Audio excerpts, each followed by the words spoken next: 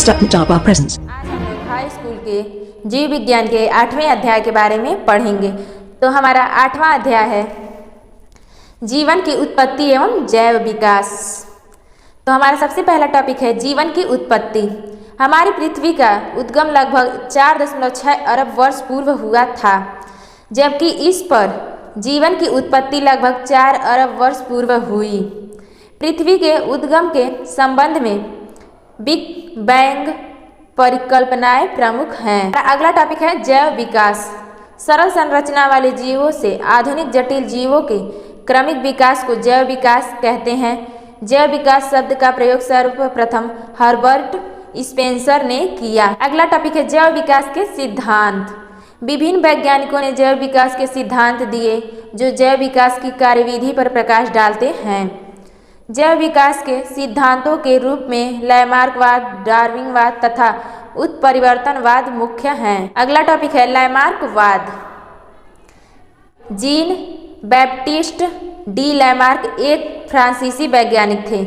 इन्होंने सन 1809 में जैव विकास के बारे में अपने सिद्धांतों को फिलॉसफी जूलॉजिक नामक पुस्तक में प्रकाशित किया। जो लैमार्क वैज्ञानिक थे, उन्होंने अपने सिद्धांतों को फिलॉसफी जूलॉजिक नामक पुस्तक में प्रकाशित किया या कराया। उनका सिद्धांत लैमार्कवाद के नाम से प्रचलित हुआ। लैमार्क के अनुसार जीवधारियों और उनके अंगों के आकार में वृद्धि की स्वाभाविक प्रवृत्ति होती है एवं वातावरण के परिवर्तन के अनुसार जीव स्वयं को अनुकूल बनाने के लिए अपने शरीर की संरचना और आदतों में परिवर्तन कर लेता है।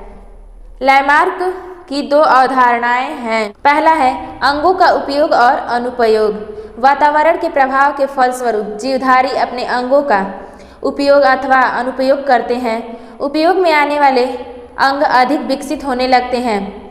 इसके विपरीत यानी उल्टा, उपयोग में न आने वाले अंगों का धीरे धीरे ह्रास होने लगता है यानी नष्ट होने लगते हैं और अंत में वे लुप्त हो जाते हैं यानी अंत में गायब हो जाते हैं। कभी कभी ये अवशेषी अंगों के रूप में भी पाए जाते हैं। हमारा दूसरा टॉपिक है उपार्जित लक्षणों की वंशागति। वातावरण से प्रभावित लक्षण अर्थात उपार्जित लक्षण उसकी संतानों में पहुंच जाते हैं तथा इनके सम्मिलित होते रहने से धीरे धीरे नई प्रजाति बन जाती है। अगला टॉपिक है लैमार्कवाद की आलोचनाएं। लैमार्क का सिद्धांत जहां विचारों की दृष्टि से जितना उपयुक्त दिखाई देता था, उसकी उतनी ही आलोचना भी हुई। इसका मुख्य कारण पुष्टि की कमी थी। पहला, भारत में स्त्रियों के बचपन में ही नाक व कान में छेद करने की परंपरा सदियों से चली आ रही है, परंतु आज तक एक भी बच्ची कान या नाक में छेद के साथ पैदा नहीं हुई है। दूसरा है आदमी रोज दाढ़ी बनाते हैं किंतु फिर भी दाढ़ी लुप्त नहीं हुई है। तीसरा, पहलवान की संतान प्रायः पहलवान नहीं होती और न ही डॉक्टर की संतान डॉक्टर पैदा होती है। हमारा अगला टॉपिक है डार्विनवाद।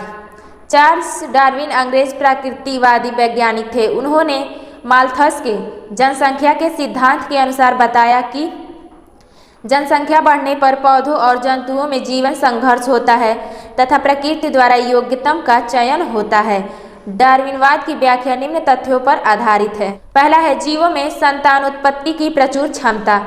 सभी जीवधारियों में संतानोत्पत्ति की अपार क्षमता होती है, जिसके कारण उनके सदस्यों की संख्या तेजी से बढ़ती है। उदाहरण के लिए मादा एस्कैरिस अपने जीवन काल में 2.5 करोड़ अंडे देती है या एक सीप एक जीवन काल में 10 लाख अंडे देती है। दूसरा टॉपिक है जीवन संघर्ष।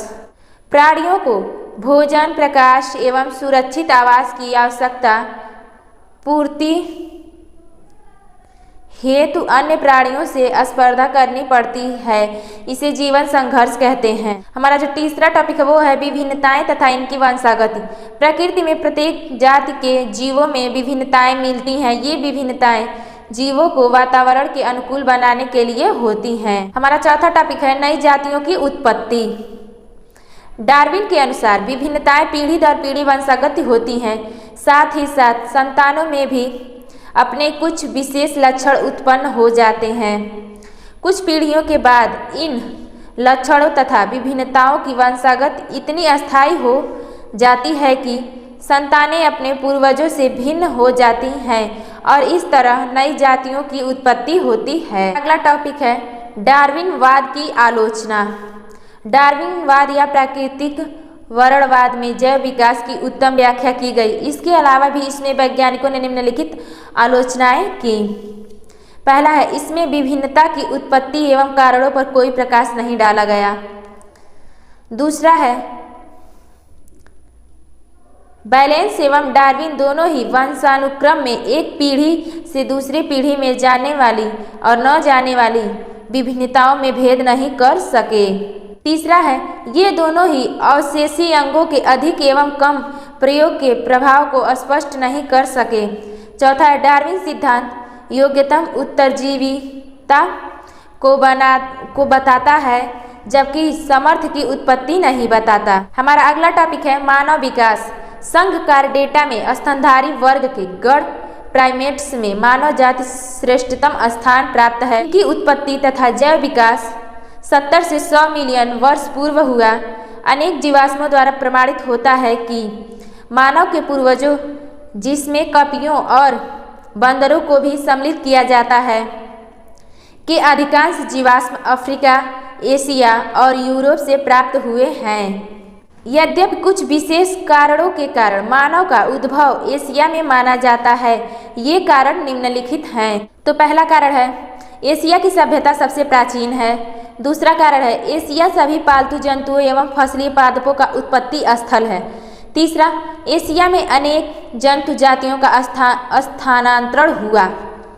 चौथा है, पुरातन मानव के बहुत से जीवाश्म जावा तथा चीन से प्राप्त हुए हैं, जो एशिया के ही भाग हैं।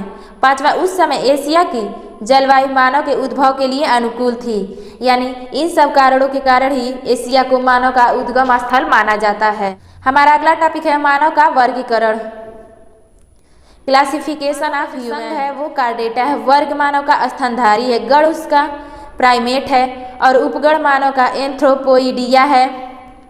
मानव का कुल जो है होमिनिड है, वंश होमो है, जाति सेपियंस है, उपजाति सेपियंस है। हमारा अगला टॉपिक है आधुनिक मानव यानी होमो सेपियंस, मॉडर्न मैन होमो सेपियंस।